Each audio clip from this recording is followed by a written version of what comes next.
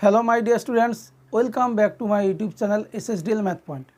আমি শ্রীকান্ত স্যার চলে এসেছি আজকে ক্লাস 10-এর ভৌত বিজ্ঞানে যে 1 নম্বরের প্রশ্নের সমাধান পর্ব চলছিল, তা আজকে আমরা 2 নম্বর স্কুল অর্থাৎ Barasat Kalikrishna girls high school HS এই স্কুলের গ্রুপ এ এবং গ্রুপ বি যে 1 নম্বরের প্রশ্নগুলো রয়েছে তার ডিটেলস সমাধানগুলো আমরা দেখে নেব। তা যারা আমার এই চ্যানেলে নতুন ভিউয়ার্স রয়েছে, অতি অবশ্যই ভিডিওগুলি ভালো লাগলে পাশে থাকা বেল আইকনে প্রেস করে সাবস্ক্রাইব করো এবং প্রচুর ভিডিওগুলি শেয়ার করো, যাতে করে তোমাদের নয় অন্যান্য বন্ধুবান্ধবরাও খুব ভালোভাবে ভৌত বিজ্ঞানটা বুঝতে পারে এবং রেডি করতে পারে। তাছাড়া বেশি কথা না বাড়িয়ে আজকে আমি 2 নম্বর স্কুলের সমাধান পর্বে যাব। তা দেখো, গ্রুপ এতে রয়েছে 1 নম্বর যে প্রশ্নটা, STPতে 50 গ্রাম CaCO3কে উত্তপ্ত করায় উৎপন্ন CO2 এর আয়তন সেটা কত হবে। তাই এক্ষেত্রে তোমাদের একটু ক্যালকুলেশানটা দেখে নিতে হবে। তা দেখো, প্রথমে ক্যালকুলেশানটায় আসছি আমি, যে ক্যালসিয়াম কার্বনেট CaCO3 তাকে যদি হিট করা হয়, তাপ দেওয়া হয়, উৎপন্ন হবে CaO প্লাস CO2। তোমরা সবাই জানো CaCO3 হয় 100, কেন ক্যালসিয়ামের 40, কার্বনের 12 আর অক্সিজেনের 16, তিনটে রয়েছে 16 × 3, অর্থাৎ টোটাল চলে আসছে 100। ঠিক আছে, টোটাল কত চলে আসছে বেটা? 100। আর এখানে CO2 দেখো, কার্বনের 12 আর অক্সিজেনের 16 × 2, তাহলে চলে আসবে 44। তাহলে এই ক্ষেত্রে আমাদের হচ্ছে দেখো যে 100 গ্রাম ক্যালসিয়াম কার্বনেটকে উত্তপ্ত করলে আমরা 44 গ্রাম, অর্থাৎ 1 মোল, যার STPতে আয়তন হচ্ছে 22.4 লিটার। যেহেতু এখানে 50 গ্রাম আছে, অর্থাৎ এর অর্ধেক আছে, তাহলে এই যে মোলার আয়তনটা এটাও অর্ধেক হয়ে যাবে, অর্থাৎ 22.4-এ অর্ধেক হয়ে যাবে 11.2 লিটার। তাহলে সঠিক উত্তর বেটা কোনটা আসে? সঠিক উত্তর চলে আসে অপশান এ, 11.2 লিটার। এরপরে 2 নম্বর যে প্রশ্নটা আছে, কোনো কঠিনের দৈর্ঘ্য ও আয়তন প্রসারণ গুণাঙ্কের অনুপাত কত। তা দেখো, এখানে চেয়েছে আলফা ইস টু গামা। তা আলফা ইস টু গামা সমান আলফা ইস টু গামা সমান আমরা জানি 3 আলফা, আলফা আলফা ক্যান্সেল হলে 1:3। তাহলে সঠিক উত্তর হচ্ছে অপশান বি, 1:3। এরপরে 3 নম্বর যে প্রশ্নটা রয়েছে, কিলোওয়াট ঘন্টা দ্বারা যে ভৌত রাশিকে পরিমাপ করা হয়। কিলোওয়াট ঘন্টা দ্বারা যে ভৌত রাশিকে পরিমাপ করা হয়। দেখো, কিলোওয়াট বলতে ক্ষমতা একক, তার সঙ্গে ঘন্টা গুণ রয়েছে। তা ক্ষমতার সঙ্গে যদি আমরা সময়কে গুণ করি তাহলে কৃতকার্য আসে, আর এক্ষেত্রে সঠিক উত্তর হয়ে যাবে তড়িৎ শক্তি, অপশান এ। তাহলে 1.3-এর সঠিক উত্তর হচ্ছে তড়িৎ শক্তি। 4-এর প্রশ্নে রয়েছে বিভব, কার্য এবং আধানের মধ্যে সম্পর্কটি। এটা তোমরা শর্ট ফর্মটা মনে রাখবে যে ভি সমান W/Q। তাহলে এখান থেকে আমরা পেয়ে যাব Q সমান W/V। তাহলে দেখো, সঠিক উত্তর চলে আসে অপশান ডি, Q সমান W/V। এরপর 5 নম্বর যে প্রশ্নটা রয়েছে, অ্যানোডে সংঘটিত বিক্রিয়াটি হলো। অ্যানোডে কী ঘটে বেটা? অ্যানোডে সবসময় জারণ আর ক্যাথোডে বিজারণ। অ্যানোডে ইলেকট্রন ত্যাগ করে। তাহলে সঠিক উত্তর হচ্ছে অপশান বি, অ্যানোডে জারণ। এরপর 1.6-এ রয়েছে অ্যামোনিয়া থেকে নাইট্রিক অ্যাসিড প্রস্তুতির শিল্প পদ্ধতিকে তোমরা সবাই জানো যে অসওয়াল্ড পদ্ধতি। অপশান বি সঠিক উত্তর, অসওয়াল্ড পদ্ধতিতে। আচ্ছা, 1.7-এর প্রশ্নে রয়েছে প্রদত্ত কোন ধাতু সংখ্যায় জিঙ্ক বর্তমান। দেখো, কাঁসা হচ্ছে Cu+Sn, জিঙ্ক নেই। পিতল হচ্ছে Cu+Zn, পিতলে কি Cu+Zn। তাহলে এখানে Zn রয়েছে, জিঙ্ক ধাতু। সঠিক উত্তর হচ্ছে অপশান বি। এরপরে আমরা দেখে নেব গ্রুপ বিতে যে 9টা প্রশ্ন রয়েছে। প্রথমে দেখো 2.1-এ 2 মোল N2 এর সঙ্গে 6 মোল H2 এর বিক্রিয়ায় উৎপন্ন NH3 গ্যাসের মোল সংখ্যা কত।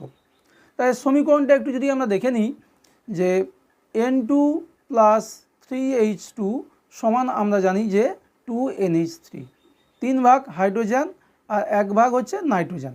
এখানে কি রয়েছে? 2 মোল। তাহলে এখানে যদি আমি 2 গুণ করি তাহলে এটা হয়ে যাবে 6, আর এটা হয়ে যাবে 2-এর জায়গায় 4 হয়ে যাবে। অর্থাৎ দেখো, এখানে সঠিক উত্তর হচ্ছে 4 মোল। তাহলে মোল সংখ্যা হয়ে যাচ্ছে এটা 4 মোল। সঠিক উত্তর হবে বেটা 4 মোল। এরপর ই সমান এমসি স্কয়ার সূত্রের প্রবক্তা কে? তাই ই সমান এমসি স্কয়ার সূত্রের প্রবক্তা হচ্ছেন বিজ্ঞানী অ্যালবার্ট আইনস্টাইন। বিজ্ঞানী অ্যালবার্ট আইনস্টাইন। এরপর 2.2 যে প্রশ্নটা রয়েছে, গ্যাসীয় পদার্থের আয়তন প্রসারণ গুণাঙ্কের মান কত? শূন্যস্থান পূরণের অঙ্ক, তাই এটা মুখস্থই রাখবে। গ্যাসীয় পদার্থের আয়তন প্রসারণ গুণাঙ্কের মান হচ্ছে 1/273 পার ডিগ্রি সেন্টিগ্রেড, বা গুণ আকারে লিখলে 1/273 degree centigrade to the power -1। এবার 2.3-তে রয়েছে একই আকৃতি বিশিষ্ট দুটি পরিবাহী তাপ পরিবাহিতাঙ্কের অনুপাত 1:2 হলে ওদের তাপীয় রোধের অনুপাত কত?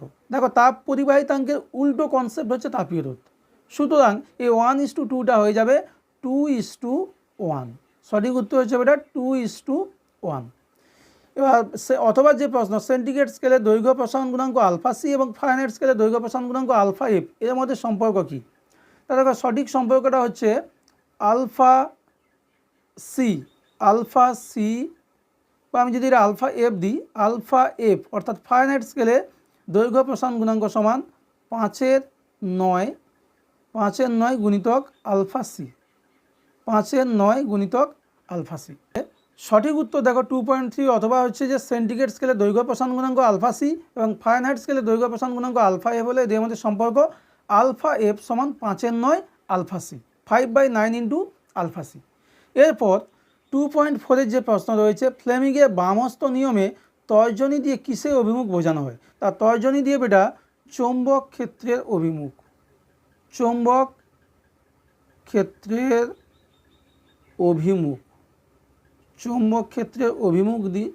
অভিমুখ হচ্ছে ফ্লেমিংয়ের বামস্ত নিয়মে তর্জনী দিয়ে বোঝানো হয়। এরপর 2.5-এ রয়েছে তড়িৎচালক বল মাপা হয় কোন যন্ত্রের সাহায্যে? সঠিক উত্তর হচ্ছে পোটেনশিওমিটার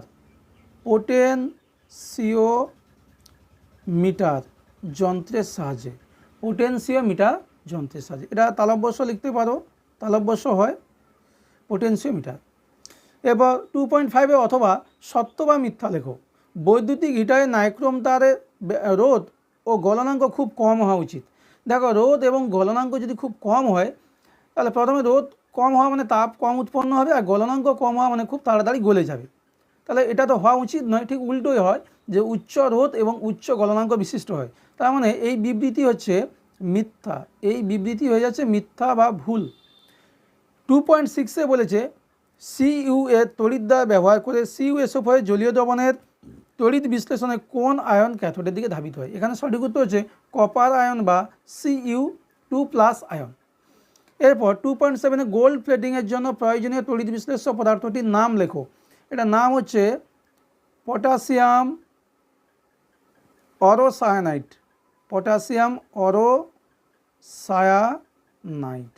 সংকেত কী হয় বেটা? পটাশিয়াম অরোসায়ানাইডের সংকেত KaCnR2, পটাশিয়াম অরোসায়ানাইড। 2.8-এ রয়েছে অ্যালুমিনিয়াম ক্লোরাইডের জলীয় দ্রবণে অ্যামোনিয়ার জলীয় দ্রবণ যোগ করলে যে অদক্ষেপ পড়ে তার সংকেত কী হবে? Aluminium hydroxide AlOH3। একেবারে শেষ প্রশ্নে 2.9-এ রেড হিমাটাইটের সংকেত কী? লোহার আকরিক, এর সংকেত হচ্ছে Fe2O3। তাহলে রেড হিমাটাইটের সংকেত কি? Fe2O3। তা স্টুডেন্টস, আজকে 2 নম্বর যে স্কুলটা ছিল তোমাদের Barasat Kalikrishna girls high school HS, তার গ্রুপ A এবং গ্রুপ বির সমাধান আমরা দেখে নিলাম। তা সবাই হচ্ছে খুব ভালো করে এটা প্র্যাকটিস করো। যারা হচ্ছে আগের দুটো ভিডিও দেখোনি, পর্ষদ নমুনা প্রশ্ন এবং 1 নম্বর স্কুল, তার সমাধানগুলো ভালো করে দেখে রেডি করে নাও। এই যে শর্ট কোশ্চেনগুলো তোমাদের জন্য ভীষণ গুরুত্বপূর্ণ। তোমরা যদি খুব ভালো করে প্র্যাকটিস করো তাহলে পরীক্ষায় হুবহু কমন পাবে। তা এর পরবর্তী ভিডিওর জন্য অপেক্ষা করে যাও, যেখানে আমি নতুন একটা ভিডিও নিয়ে অর্থাৎ 3 নম্বর স্কুলের ভিডিও নিয়ে হাজির হব। ততক্ষণে সবাই ভালো থাকো, সুস্থ থাকো। তা চলো আজকে পর্বটা এখানে শেষ করছি। Thanks for watching, tata.